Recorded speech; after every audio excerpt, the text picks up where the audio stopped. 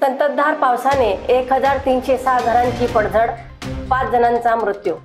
नमस्कार, न्यूज 64 अपडेटमध्ये आपले स्वागत। आजच्या ठळक बातम्या।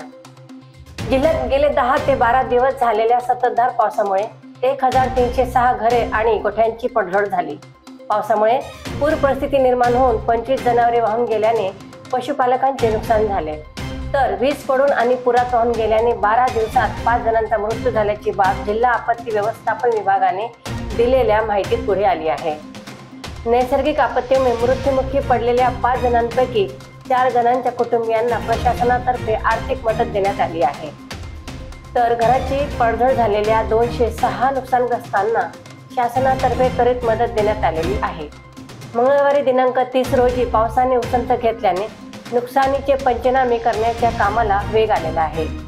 पावसामुळे झालेल्या नुकसानीच्या आकडेवारीमध्ये आणखीन वाढ होण्याची शक्यता प्रशासनाने वर्तवलेली आहे। अशाच बातम्यांसाठी आम्हाला फॉलो करा आणि आमच्या चॅनेलला सबस्क्राईब करा। धन्यवाद।